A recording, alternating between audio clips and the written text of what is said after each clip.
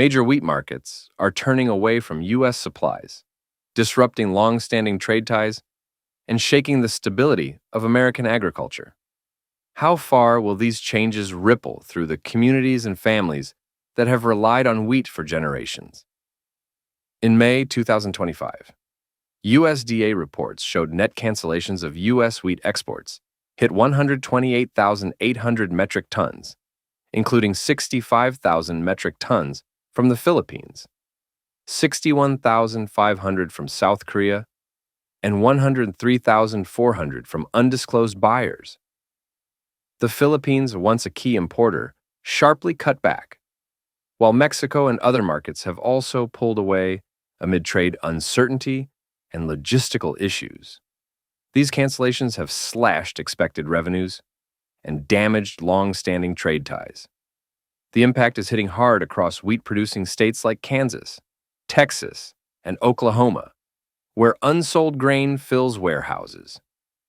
With exports stalled and weak domestic demand, some farmers have burned crops or sold at steep losses to stay afloat. Local mills, reliant on exports, have scaled back or shut down, triggering layoffs and rippling through rural communities. For families rooted in wheat farming, pride is being replaced by growing anxiety over the future. International buyers are prioritizing quality and transparency over tradition.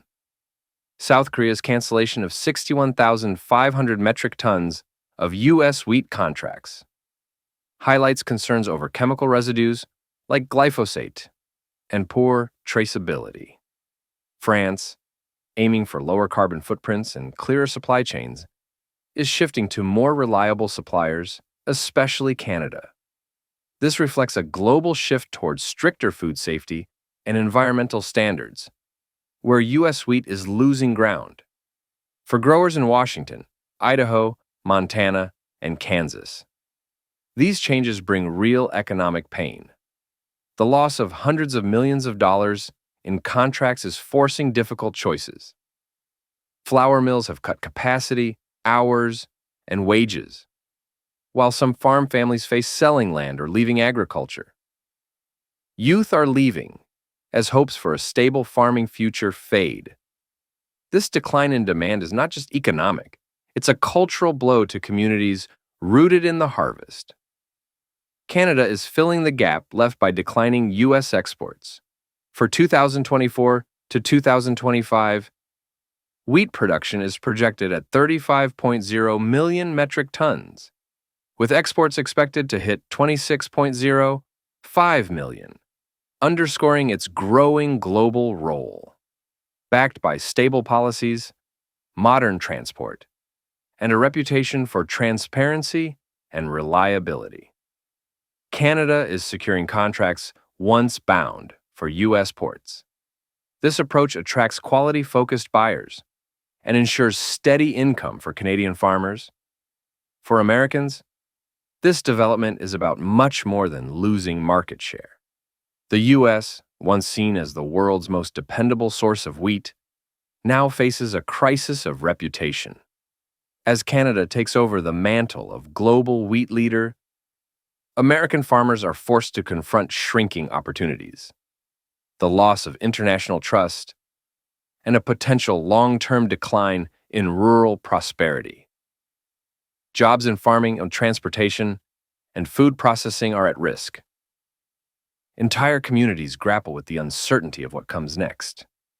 For those whose lives have been shaped by the wheat trade, the challenge is not just to adapt, but to find new reasons for hope and resilience in a rapidly changing world. Canada is witnessing a sweeping economic boycott of U.S. products, streaming services, and tourism. Could this boycott cost thousands of American jobs and reshape cross-border relations forever? Since early February 2025, over 85% of Canadians are avoiding American goods, 48% replacing as many as possible, and 37% when price and quality match, according to an Angus Reid survey. Quebec now labels U.S. products bans American alcohol in government stores, and even posts Made in Canada tags alongside warnings. This surge in anti-US sentiment isn't just a minor dip. Brown-Forman's CEO called the removal of Jack Daniel's worse than tariffs, noting Canada accounts for 1% of its sales, yet shelf space was cleared regardless. The U.S. Travel Association warns even a 10% drop in Canadian visits could cost 140,000 U.S. jobs and $2.1 billion in spending. Farmers and food exporters may see a prolonged downturn in demand north of the border. Fast food staples, McDonald's, Starbucks, KFC, and e-commerce giant Amazon Canada are feeling the pinch. A research Kushner poll shows 78% plan to buy more Canadian, 59% will boycott U.S. products, and 41% are reducing Amazon usage. McDonald's U.S. comparable sales fell 0.7% in Q2, while global sales slid 1%, its first global decline since 2020. With 41% of Canadians reducing Amazon usage, U.S. e-commerce jobs, from warehousing in Ohio to local courier positions, face layoffs. Lower retail revenue also risks reducing small business partnerships and service contracts tied to these chains, from packaging to local logistics. In Quebec, roughly 36% of residents have canceled or plan to cancel subscriptions to Netflix, Disney Plus, or Spotify. Social posts like "I love Canada more than I love Spotify" are trending. Quebec's 36% cancellation rate includes major platforms like Netflix and Disney Plus, hitting U.S. content planners hard. Meanwhile, North American cord-cutting trends already show 27% planning to drop traditional services by Q2 2023.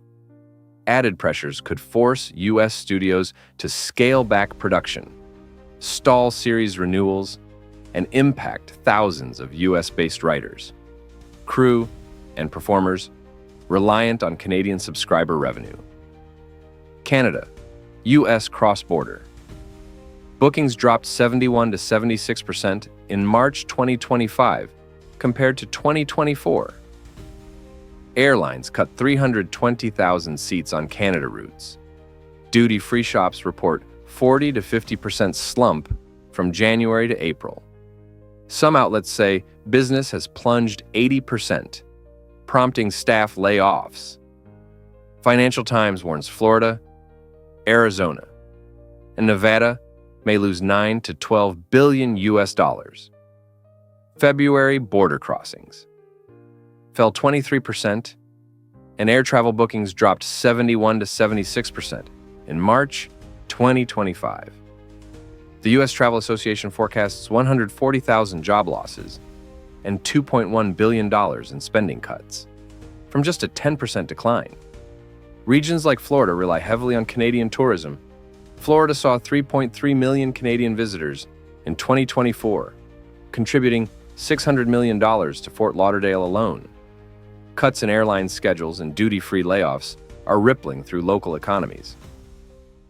Recent trade actions between the U.S. and Canada spark ripple effects across North America. Will new tariffs and energy threats from Canada make Americans pay more for electricity, groceries, and even risk losing jobs? In 2018, the U.S. imposed tariffs of 25% on Canadian steel and 10% on aluminum, sparking immediate backlash from Canadian producers.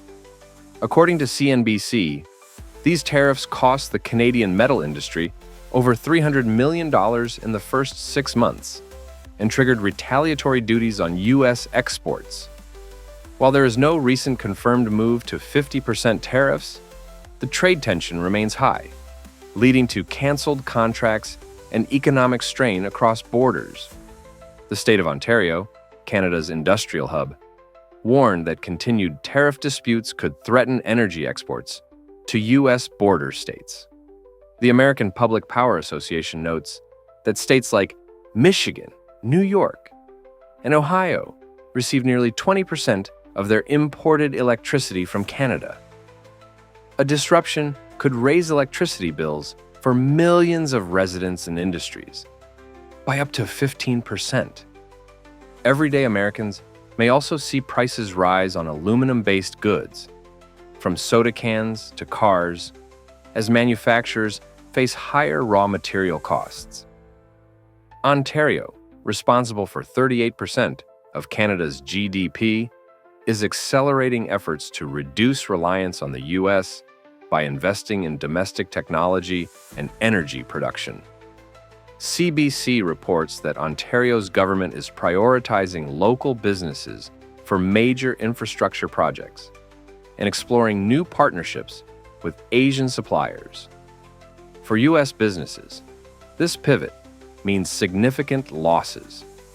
The U.S. exported over $69 billion in services to Canada in 2023. If bidding on public projects becomes restricted, American firms in engineering, IT, and construction could see contract volumes drop sharply. This loss would be felt most in regions that traditionally rely on cross-border business and government contracts. In late 2024, Canada finalized a free trade agreement with Indonesia under the SEIPA framework, opening broader access to key materials for electric vehicle batteries. The Canadian government also pledged over 2.3 billion Canadian dollars, about 1.7 billion US dollars, for its Indo-Pacific strategy, focusing on reducing dependence on US ports. As global supply chains adjust, American logistics firms face heightened competition and fewer shipments. According to UNCTAD, foreign direct investment in Canada rose by 5% in 2023, while FDI in the U.S. declined by 3%. These changes pressure American exporters and investors, driving up import prices for U.S. consumers and encouraging companies to seek new markets abroad, potentially resulting in fewer job opportunities in the logistics and trade sectors. Freight disruptions have hit the U.S. hard. In 2023, blank sailings accounted for about 20% of trans-Pacific shipping routes, a historical high. According to Drury, in early 2024, UPS announced cuts of 12,000 jobs due to lower package volumes, while FedEx reported significant workforce reductions as well. The ports of Los Angeles and Long Beach saw a 15% decrease in container throughput in the first quarter of 2024. For American families, the result is empty shelves and higher prices at supermarkets and home improvement stores. The combination of supply shortages and inflation means that everyday goods, from electronics to canned food, are not only more expensive, but also harder to find. Households across the country are feeling the strain as disruptions to the supply chain cascade through the entire economy.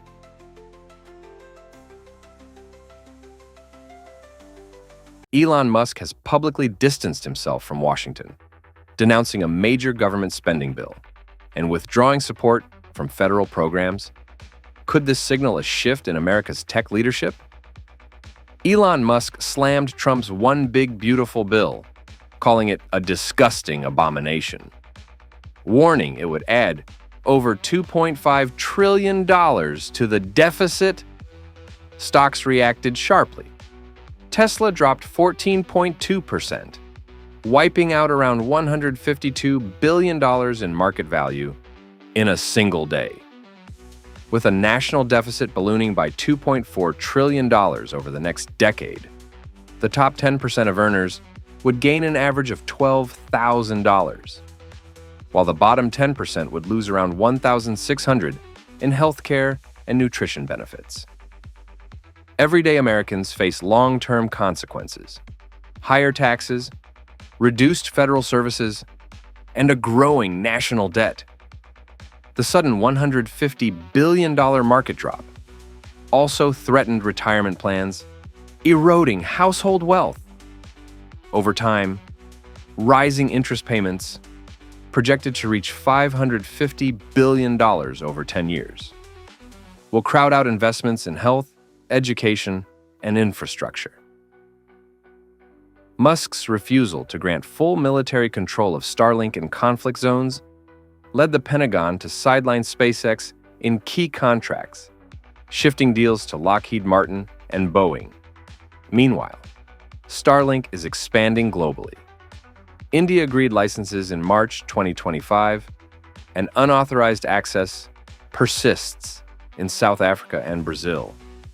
Around 2.3 million Starlink subscribers, many in rural areas, could lose stable service, and satellite internet may cost 53% more than fiber over 30 years. As Starlink loses priority in U.S. defense, national cybersecurity and command depend on less advanced systems.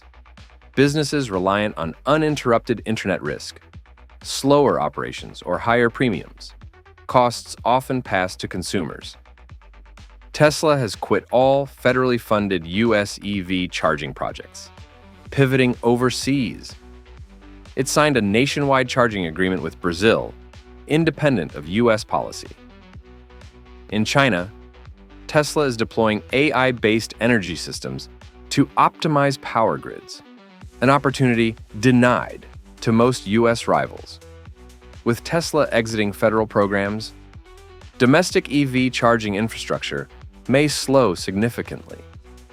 The public charger network needs to grow 4 times by 2025 and 20 times by 2030 to meet national goals. That's 1.2 million public chargers needed. Failure to scale risks stalling EV adoption, costing domestic jobs, and delaying consumer access to green transport. Elon Musk's enterprises, Tesla, SpaceX, Starlink, and xAI, are ramping up operations in non-Western countries, stepping away from Washington's oversight. They've been dropped from national advisory groups on AI and EV infrastructure in favor of U.S. giants like Google and Microsoft. America risks losing its competitive edge. Rising debt, now at $36 trillion, with interest payments nearing $1 trillion yearly, limits federal support for innovation. With Musk's tech empire bypassing federal collaboration, the U.S. could see slower tech advancement, reduced high-tech job creation, and weakened policy influence. Billions of dollars from the Middle East are reshaping Israel's defense industry through complex global financial networks. How might the secret flow of billions of dollars into Israel's defense sector quietly shape America's future? Jared Kushner, son-in-law of former President Trump, founded Affinity Partners, a U.S.-based fund that received a staggering $2 billion investment from Saudi Arabia's Public Investment Fund, according to the New York Times. This fund owns Shlomo Group, Israel's largest military shipbuilder, which supplied vehicles to Israeli units involved in the controversial Al-Shifa hospital raid in Gaza. Affinity Partners also holds shares in Elbit Systems, a company that manufactures over 85% of Israel's drones, currently operating in Gaza and the West Bank. The fact that U.S.-based funds serve as intermediaries for Middle Eastern military capital moving into Israel has sparked growing concerns in the U.S. about ethics, transparency, and the global responsibility of American financial institutions. Many Americans worry that their financial system is being used to funnel money into foreign conflicts without sufficient oversight. This raises new questions about whether U.S. regulations can keep up with the global flow of trillions of dollars and the real-world consequences such investments may have for U.S. citizens, both at home and abroad. Recent reports allege that Egypt, Jordan, and the United Arab Emirates have each played a direct role in supporting Israel's operations in Gaza. Egypt is accused of extorting Palestinians, trying to leave Gaza, and restricting humanitarian aid to the enclave. Jordan has allowed Israel to use its airspace to intercept Iranian drones and maintains a land bridge for Israeli military supplies. Meanwhile, the UAE signed a drone development deal with Israel in 2021 and currently owns a 30% stake in Third Eye Systems, a firm providing ground support technology to Israeli troops in Gaza. As Middle Eastern allies of the U.S. forge deeper ties with Israel, the American public faces growing division over U.S. involvement in the Gaza conflict. These complex alliances put Washington in a challenging position, as policymakers must balance strategic interests with mounting pressure from a deeply divided U.S. public. This evolving dynamic may reshape U.S. foreign policy and could influence everything from upcoming elections to America's global reputation as a leader in humanitarian values. Turkey, a NATO member, is accused of indirectly supporting Israel's military campaign. Israeli pilots train in Turkey, while Turkish pilots have used Israel's Nevatim base. An estimated 30 to 40% of oil used by the Israeli military flows through Turkish pipelines, even amid the Gaza conflict. Evidence also links President Erdogan's family to secret logistics deals with Israel via the Oris Company. This covert support complicates U.S. policy, forcing it to balance NATO ties with humanitarian goals. As Turkey supplies key resources to Israel during active hostilities, questions grow over the true stance of U.S. alliances and the broader impact on American interests, security, and values.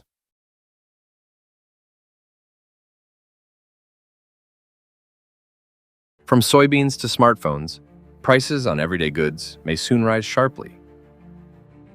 Behind the scenes, tensions between the United States and the European Union are escalating into a comprehensive tariff confrontation, one that could reshape trade, supply chains, and inflation worldwide. On April 5, 2025, the U.S. government officially implemented a baseline 10% import tariff on most foreign goods, under the Liberation Day executive order signed by President Donald Trump.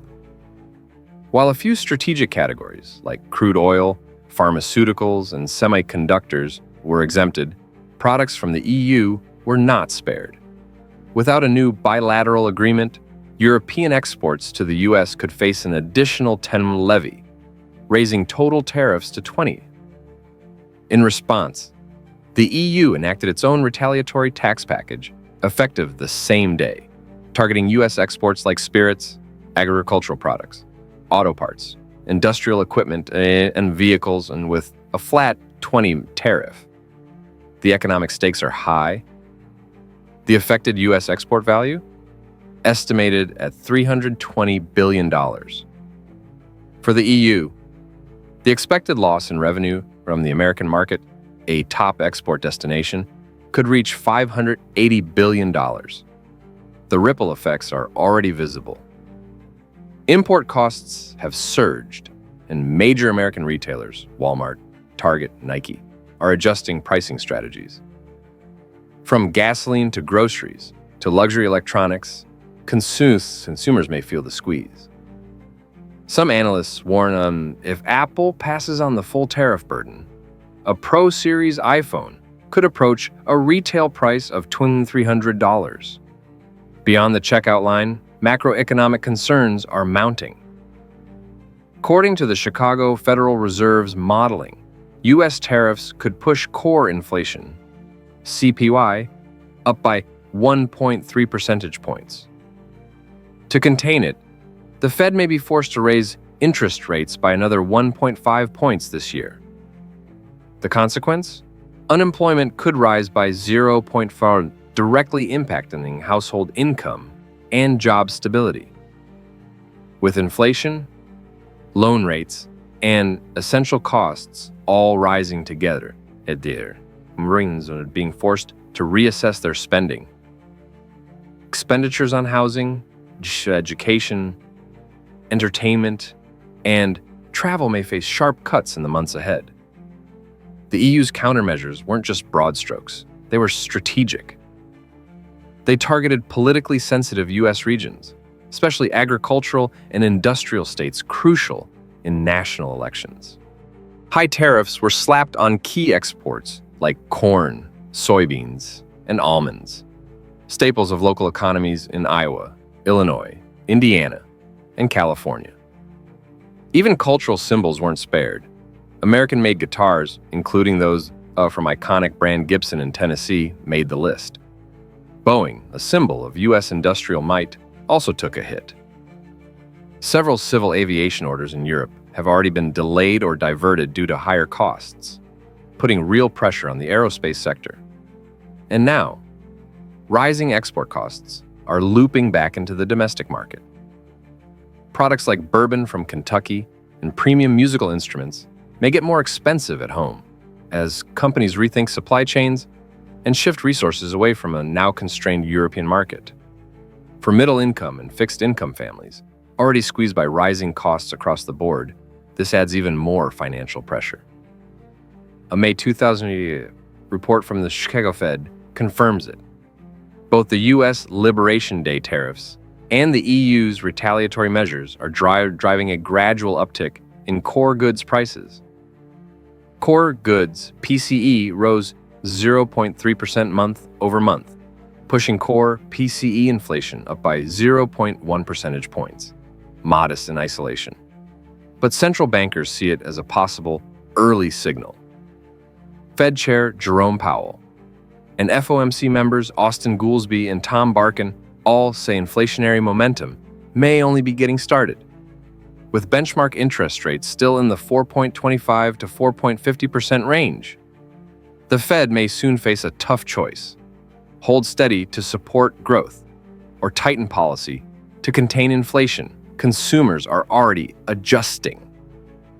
A Bloomberg survey shows household spending on monthly essentials rose by 4% to 8% compared to March 2025, mostly due to price hikes in electronics, home appliances, and building materials. Meanwhile, economic data from May shows a slight dip in overall consumer spending, down 0.1%, the first sign of caution after months of robust activity. The personal savings rate has also slipped, now just 4.5, its lowest level in a year. Tariff impacts are now spreading to sectors with globalized, complex supply chains, especially the automotive and high-tech industries. According to the German Auto Manufacturers Association, EU carmakers faced $500 million in extra costs in April alone due to U.S. tariffs on European auto parts. Automakers like BMW, Mercedes-Benz, and Volkswagen, all of which operate assembly plants in the U.S. while relying on European components, have had to either absorb the additional cost or rethink logistics strategies entirely. On the flip side, the EU is considering carbon emissions taxes specifically targeting high-emission or non-compliant vehicles. Among those affected could be top-selling American EVs, like the Tesla Model Y. If enacted, environmental surcharges and compliance costs could raise the price of a Model Y in Europe by $4,000, $5,000. With EV prices rising and auto loan interest rates already elevated, some consumers may opt for lower-cost, less environmentally friendly vehicles or delay purchases altogether. Trade tensions between the US and EU are now evolving into a broad-scale economic conflict, affecting everything from groceries and electronics to aircraft and electric cars. As tariff policies take deeper effect, businesses and households alike must adjust to a landscape of higher costs, greater uncertainty, and shrinking financial flexibility. Whether the two sides can reach a resolution before long-term damage sets in will be a defining question for the remainder of 2025. Until then, the global economy may continue to feel the strain of a dispute with no clear end in sight.